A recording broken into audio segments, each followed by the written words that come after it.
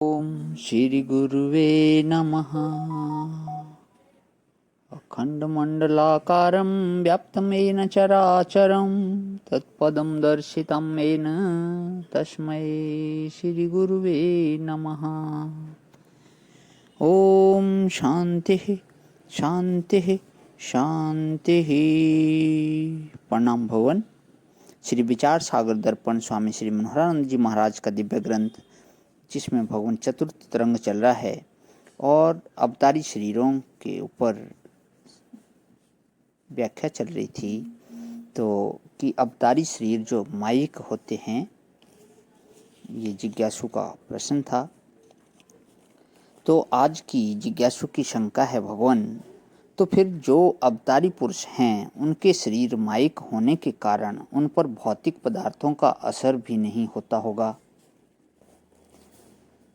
अब इसका उत्तर देते हैं स्वामी जी। हाँ, उनके शरीरों पर भौतिक पदार्थों का असर नहीं होता है। जैसे रज्जु बंधन तथा कंस द्वारा भेजी हुई दूती के स्तनपान करते समय उन पर विष का असर नहीं हुआ था। जैसे युद्ध में अर्जुन का जो माइक रथ था, उसको पहले कई अग्निबाण इत्यादि लगे किंतु नहीं जला, और युद्ध समाप्त होते ही संकल्प समाप्त होने पर अपने आप ही जल गया।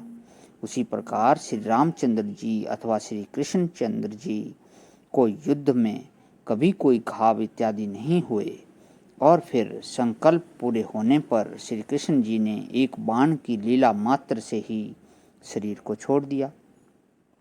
इत्यादि कई उदाहरणों से सिद्ध होता है कि उनका शरीर भौतिक नहीं था किंतु माइक या संकल्प मात्र ही था।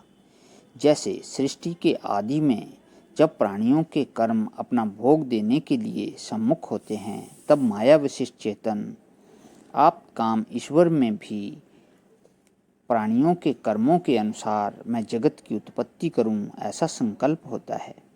इस संकल्प से जगत की सृष्टि यानी कि उत्पत्ति होती है। वैसे सृष्टि के बाद भी मैं जगत का पालन करूं, अर्थात सबको अपने अपने कर्मों के अनुसार सुख दुख मिले, ऐसा ईश्वर का संकल्प होता है। उस पालन संकल्प के बीच में उपासक पुरुषों की उपासना के बल से ईश्वर को ऐसा संकल्प होता है कि रामकृष्ण आदि नाम सहित मूर्ति सबको प्रतीत हो। उस ईश्वरीय संकल्प से विशेष नाम रूप रहित ईश्वर में रामकृष्ण आदि नाम सहित पीताम्बर धर श्याम सुंदर आदि विग्रह रूप की उत्पत्ति होती है। वह विग्रह केवल माया मात्र, संकल्प मात्र ही होता है। उस विग्रह यानी कि मूर्ति का दर्शन वास्तव में माया का ही दर्शन है।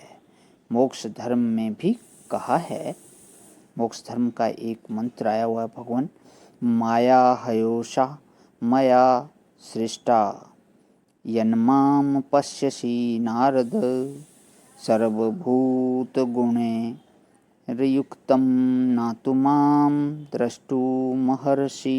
अर्थात हे नारद, सब भूत गुणों से युक्त जिस मुझको तुम देखते हो, यह तो मेरी रची हुई माया है। मुझे तो तुम इन चर्म चक्षुओं से देख ही नहीं सकते। अर्थात जो मैं तुम्हें शरीर रूप से दिख रहा हूँ, यह मेरा दर्शन नहीं किंतु मेरी माया का ही दर्शन है। इससे भी भगवान ने अपने अवतारी शरीर को माइक शरीर ही सिद्ध किया है। तथा अध्यात्म रामायण के बालकांड के प्रथम सर्ग में शिवजी पार्वती जी से कहते हैं, अत्र ते कथयस्यामि रहस्यम अपि दुर्लभम सीताराम मरुत्सुनु संवादम मोक्ष साधनम। इसका अर्थ जो है भगवान कल वाले मंत्र उसमें लेता हूँ सत्संग में। आज यहीं विराम। ओम शांति शांति शांति। प्रणाम भगवान।